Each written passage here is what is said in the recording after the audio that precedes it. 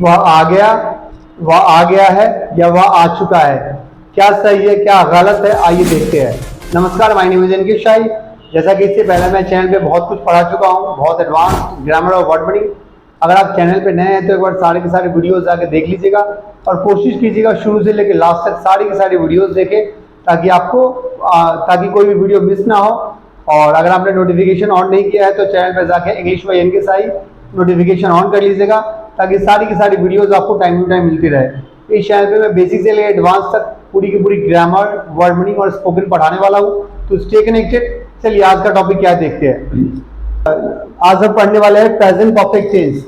Present perfect tense में हम have has का यूज करते हैं और वर्ब की थर्ड फॉर्म लगाते हैं, जिसे हम पास्ट पार्टिसिपल भी कहते हैं। डेफिनेशन की अगर मैं बात करूं, एक लाइन लिखा है मैंने, that work has finished just now. मतलब जो भी काम अभी अभी खत्म हुआ हो या प्रेजेंट में उसकी फीलिंग हो, उसे हम प्रेजेंट परफेक्ट टेंस कहते हैं। सिंपल के रूल की बात करूं तो आपको सब्जेक्ट लगाना है, फिर हैव हैज लगाना है, फिर वर्ब की थर्ड फॉर्म लगाना है, फिर ऑब्जेक्ट लगाना है। जैसे he has gone to school, वह स्कूल गया है। नेगेटिव की बात करूं तो सब्जेक्ट लगाना है, हैव हैज लगाना है, प्लस नॉट लगाना है, प्लस वर्ब की थर्ड फॉर्म लगाना है, प्लस ऑब्जेक्ट लगाना है।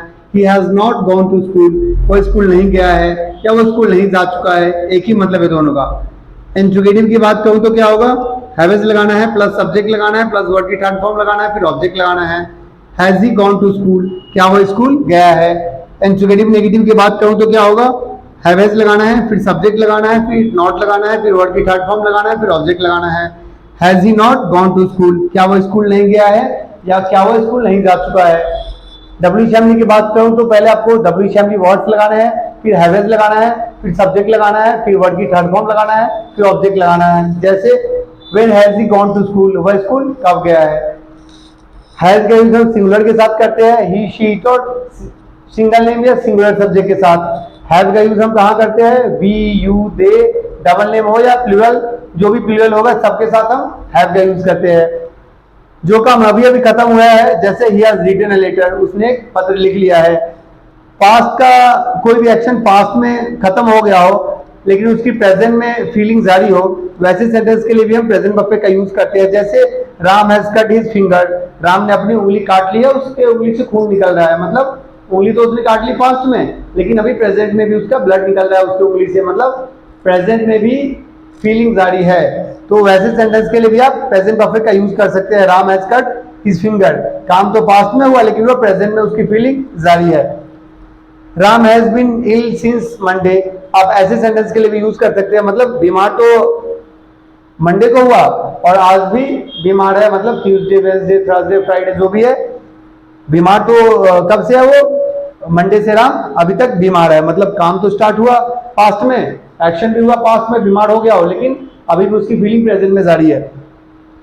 इसमें हम लास्ट ईयर, यस्टरडे या ऐसे किसी शब्दों के साथ हम कभी नहीं बनाते प्रेजेंट परफेक्ट, इस बात का ध्यान रखिएगा।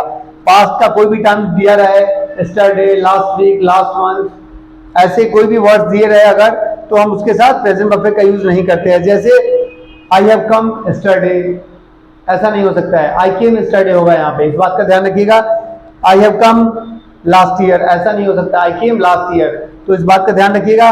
Last year, yesterday, last month, last, ऐसा कुछ दिया रहे जो टाइम खत्म हो गया। अगर मैंने बोला लास्ट मंथ तो I have come last month, ऐसा नहीं हो सकता। लास्ट मंथ खत्म हो गया, अभी नया मंथ चल रहा है, यानी प्रेजेंट वाली फीलिंग है, पहले मंथ वाला जो एंडिंग है वो खत्म हो गया, आपका पास्ट हो गया है, अभी प्रेजेंट चल रहा है, तो आप उसके लिए ये नहीं लगा सकते। तो आप क्या बोलेंगे, आई केम लास्ट मंथ। तो last year, last month, yesterday, कुछ डे बिफोर यस्टरडे, ऐसा कोई भी पास्ट का टाइम दिया रहा है तो आप पास्ट इंडेफिनिट का यूज करेंगे, ना कि प्रेजेंट परफेक्ट का, इस बात का ध्यान रखिएगा।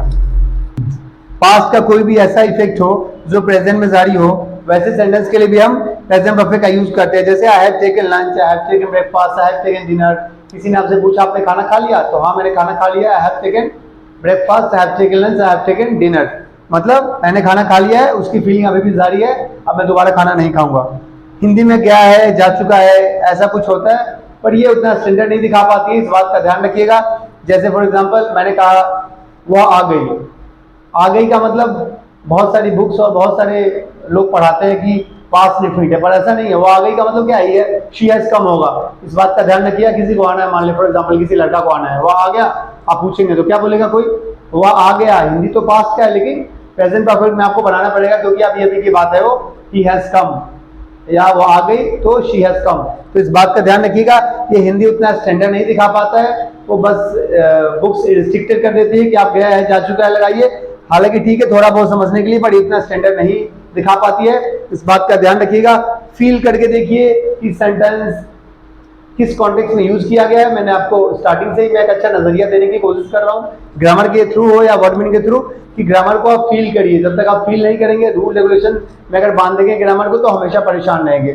तो इस बात का ध्यान रखिए, गया है जा चुका है हमेशा ऐसा हिंदी नहीं होगा। जरूरी नहीं कि गया है लगा ही रहे, हिंदी कुछ भी हो सकता है। प्रेजेंट का फीलिंग होना जरूरी है। फॉर एग्जाम्पल अगर आप एग्जाम देंगे इंग्लिश में, तो आप हिंदी तो लिखा नहीं रहता। आप किसी फॉरेनर से बात करेंगे तो हिंदी तो लिखा नहीं रहेगा। आप किसी इंग्लिश टू इंग्लिश बात करेंगे तो वहां पे हिंदी तो लिखा नहीं रहेगा। तो आपको कॉमन सेंस लगाना पड़ेगा, आपको फील करके सेंटेंस को देखना पड़ेगा कि किस सेंटेंस को किस टाइम फ्रेम में आप दिखाना चाहते हैं। अगर टाइम फ्रेम में अभी मौजूद है, प्रेजेंट की बात है और फीलिंग बरकरार है, तो आप प्रेजेंट का यूज करेंगे। और अगर टाइम फ्रेम से बाहर निकल गया और पास्ट की बात है, तो आप पास्ट इंडेफिनिट में यूज करेंगे। जैसे मैं आ गया हूं तो क्या होगा, आई हैव कम। मैंने कहा मैं तो कल दिल्ली गया था, तो क्या होगा, I went to Delhi yesterday. और था के लिए कुछ लोग हेड में लगाएंगे, ऐसा नहीं है। आप सेकंड फॉर्म में भी बना सकते हैं, I went to Delhi yesterday, मैं कल दिल्ली गया। लेकिन I have gone to Delhi yesterday नहीं हो सकता है, क्योंकि वो यस्टरडे खत्म हो गया, आज के टाइम फ्रेम में आप मौजूद है। यानी प्रेजेंट जो आपका है वो पास्ट अलग हो चुका है, यस्टरडे निकल चुका है टुडे से। तो इस बात का डेट भी बदल गया और दिन भी बदल गया, तो वो क्या हुआ, पास्ट की बात हो गई। तो क्या होगा, I went to Delhi yesterday, I have gone to Delhi yesterday नहीं हो सकता। इस बात का ध्यान रखिएगा। चलिए, इसमें कोई डाउट होना नहीं चाहिए। हैवेज में हम वर्ड की थर्ड फॉर्म लगाते हैं। वर्ड की थर्ड फॉर्म का पास्ट पार्टिसिपल भी बोलते हैं, हालांकि वर्ड की थर्ड फॉर्म नहीं है, पास्ट पार्टिसिपल ही है। लेकिन फिलहाल बुक्स के हिसाब से है तो चलने दो। बाकी एडवांस में बताऊंगा कि वर्ड की थर्ड फॉर्म वर्ब नहीं होती है। आने वाले एडवांस वीडियो जो मैं आपको वर्ब एडवांस में मैं बताऊंगा कि वर्ब के सिर्फ दो ही फॉर्म होते हैं, प्रेजेंट और पास्ट। बाकी वर्ब की थर्ड फॉर्म वर्ब नहीं होती है, इससे पास्ट पार्टिसिपल। इसीलिए आजकल किसी ने भी एडवांस्ड वर्ड बुक्स आप देखेंगे या किसी फॉरेनर राइटर्स का बुक देखेंगे, तो V3 नहीं लिखती है, वो पास्ट पार्टिसिपल ही लिखती है। इसीलिए मैंने वहां पे लिख दिया है पास्ट पार्टिसिपल। आने वाले टाइम में मैं आपको बताऊंगा कि वर्ड की थर्ड फॉर्म और पास्ट पार्टिसिपल क्या अंतर है उन दोनों में। तो इसमें कोई डाउट होना नहीं चाहिए। वो स्कूल गया है, जा चुका है, गया, कोई फर्क नहीं पड़ने वाला है। आप फील करके सेंटेंस को देखिए कि आप प्रेजेंट में उसकी फीलिंग है या नहीं है। अगर प्रेजेंट में उसकी फीलिंग है तो प्रेजेंट परफेक्ट में बनाइए, और अगर उसकी फीलिंग खत्म होगी पास्ट में, तो आप पास्ट इंडेफिनिट में बनाइए। इसमें कोई डाउट होना नहीं चाहिए। चलिए कुछ एग्जांपल देखते हैं। चलिए देखते हैं। The tense may be said to be a sort of mixture of present and past. इसमें पास्ट और प्रेजेंट का मिक्सचर होता है, इस बात का ध्यान रखिएगा। इसमें कोई टाइम अगर दिया रहे, जैसे 2011 he did his graduation in 2011, तो आप पास्ट का यूज करेंगे। Got it. जैसे मैंने कहा 2011 में उसने ग्रेजुएशन कर लिया, 2012 में कर लिया, 2013 में कर लिया। अगर वो टाइम फ्रेम दिया हुआ है तो आप प्रेजेंट परफेक्ट का यूज नहीं करेंगे, आप पास्ट इंडेफिनिट का यूज करेंगे। V2 की सहायता से सेंटेंस बनाएंगे, इस बात का ध्यान रखिएगा। लेकिन आपको डायरेक्ट बोलना है ही हैज डन ग्रेजुएशन, तो आप डायरेक्टली यूज कर सकते हैं, क्योंकि आपने इसमें टाइम नहीं दिखाया। लेकिन जैसे आपने दिखा दिया he has done graduation in 2010-11, तो ये सेंटेंस गलत हो जाएगा, क्योंकि आपने पास्ट का टाइम फ्रेम दिखा दिया। तो इस बात का ध्यान रखिएगा। अगर आप कोई टाइम फ्रेम दिखाएंगे तो पास्ट इंडेफिनिट में यूज कीजिए, और नहीं दिखाएंगे तो प्रेजेंट परफेक्ट में आप यूज कर सकते हैं। एक्सपीरियंस दिखाने के लिए जैसे अक्सर हम एजुकेशन क्वालिफिकेशन जब भी आप दिखाते हैं, पढ़ाई लिखाई की बात करते हैं, तो क्या बोलते हैं आप, I have done +2, I have done graduation, I have done कोई भी MBA या कोई भी डिग्री आप दिखाते हैं। अगर आपने टाइम फ्रेम नहीं दिखाया है, आप एक्सपीरियंस को दिखाने के लिए डायरेक्टली प्रेजेंट परफेक्ट का यूज करेंगे। लेकिन जैसे ही आप टाइम फ्रेम को दिखाएंगे इन 2011, 12, 13, तो ध्यान रखिएगा आपको सेकंड फॉर्म का यूज करके पास्ट में बनाना पड़ेगा। प्रेजेंट परफेक्ट में ये सेंटेंस गलत हो जाएगा, इस बात का ध्यान रखिएगा। तो एक्सपीरियंस दिखाने के लिए भी हम प्रेजेंट परफेक्ट में यूज करते हैं। जरूरी नहीं कि काम 1 दिन, 2 दिन, 10 दिन, 50 दिन पहले हुआ है। आप उस एक्सपीरियंस को, चूंकि आपने पढ़ाई किया है तो एक्सपीरियंस आपके अंदर अभी है, चाहे आपने 2 साल 4 साल पहले किया हो, कोई फर्क पड़ने वाला नहीं है। आपको उस टाइम फ्रेम के अंदर दिखा रहे हैं, आप पूरे लाइफ साइकिल को, जब से जन्म लिया है तब से अब तक की पढ़ाई को दिखा रहे हैं, जो आपके अंदर है वो पढ़ाई। तो आप कह सकते हैं I have done graduation, I have done +2, यानी आप अपने एक्सपीरियंस को बता रहे हैं। तो इस बात का ध्यान रखिएगा, यहाँ पे आपको प्रेजेंट परफेक्ट का यूज करना है। लेकिन अगर कोई टाइम फ्रेम दिखा दिया आपने 2010 और 11 और 20, तो आपको पास्ट इंडेफिनिट का यूज करना है। टाइम फ्रेम के अंदर है या नहीं है, ये बात आपको देखना जरूरी है। जैसे ही मैंने बोल दिया स्टडी या कुछ भी लास्ट मंथ, कुछ भी मैंने टाइम फ्रेम दिखा दिया, तो उस टाइम फ्रेम दिखाने के बाद मैं पास्ट लिमिट का यूज करूंगा, प्रेजेंट परफेक्ट का यूज नहीं होगा। जैसे for example I have gone to Delhi yesterday, तो यहाँ पे ये सेंटेंस गलत है क्योंकि यस्टरडे क्या है, आज के टाइम फ्रेम से बाहर हो गया, ये प्रेजेंट में नहीं है, ये पास्ट की बात है। तो क्या करेंगे आप, I went to Delhi yesterday बोलेंगे, I have gone to Delhi yesterday नहीं बोल सकते हैं। For example I have gone to Mumbai last month, आप नहीं बोल सकते हैं। क्या बोलेंगे आप, I went to Mumbai last month. लेकिन हाँ, दिस मंथ बोल सकते हैं क्योंकि लास्ट मंथ तो पिछले महीना था, वो पास्ट हो गया आपके लिए, इस महीने का प्रेजेंट नहीं है, वो 1 से लेकर 30 और 31 महीने के बीच में नहीं है। हाँ, ये आप बोल सकते हैं, I have gone to Mumbai this month. This month दिखा के आपने क्या किया, इस मंथ के टाइम फ्रेम को आपने मेंटेन कर लिया, यानी प्रेजेंट को दिखा दिया, यानी ये महीना अभी खत्म नहीं हुआ है। I have gone to Mumbai this week, this month, this year आप लगा सकते हैं, लेकिन लास्ट नहीं लगा सकते क्योंकि लास्ट लगाने से ये महीने से आप बाहर निकल जाएंगे, और स्टरडे लगाने से आप टुडे से बाहर निकल जाएंगे, और लास्ट वीक और लास्ट मंथ कुछ भी निकलने से आप क्या करेंगे, वीक और जो भी है मंथ और ईयर से आप बाहर निकल जाएंगे। तो कोई भी आप टाइम दिखा देंगे तो उसके लिए आपको पास्ट लिमिट लगाना पड़ेगा। लेकिन प्रेजेंट की बात होगी, I have gone to Mumbai this year, I have gone to Mumbai this month, I have gone to Mumbai this month. तो आपने दिस मंथ का मतलब ये मंथ जारी है, दिस वीक का मतलब ये मंथ जारी है, दिस ईयर का मतलब ये साल अभी बाकी है, चल रहा है, मतलब प्रेजेंट की बात है, प्रेजेंट का वो फीलिंग दिखा रहा है। तो आप प्रेजेंट परफेक्ट का यूज करेंगे। लेकिन जैसे आपने बोला लास्ट मंथ, लास्ट ईयर, तो आप उसके लिए क्या लगाएंगे, सेकंड फॉर्म लगा के आप पास्ट लिमिट का यूज करेंगे। इस बात का ध्यान रखिएगा। बहुत सारे बच्चों के मन में कंफ्यूजन होता है, सर वो आ गया है, आ चुका है, ये चुका चुकी के चक्कर में मत रहिए, कॉमन सेंस लगाइए और फील कीजिए। भाषा है, ये भाषा की तरह इसको फील कीजिए। मैंने पहले ही बताया था आपको, इंग्लिश एक भाषा है, इसे भाषा की तरह ट्रीट करे। कोई आ गया का मतलब जरूरी नहीं कि वो पास्ट ही होगा। फॉर एग्जाम्पल, कोई लड़की है रिसेप्शन पे, फॉर एग्जाम्पल मुझे रिसेप्शन पे एक लड़की हायर करना है, मैं बोलूंगा किसी को कि देखना हो एक लड़की आने वाली थी, वो आ गई, तो कोई क्या बोलेगा मुझे, हाँ सर वो लड़की आ गई है। क्या होगा, शी हैज कम या दैट गर्ल हैज कम, और वो आ तो गई है, आना तो उसका एक्शन कंप्लीट हो गया, लेकिन वो प्रेजेंट में भी अभी मौजूद है रिसेप्शन पे।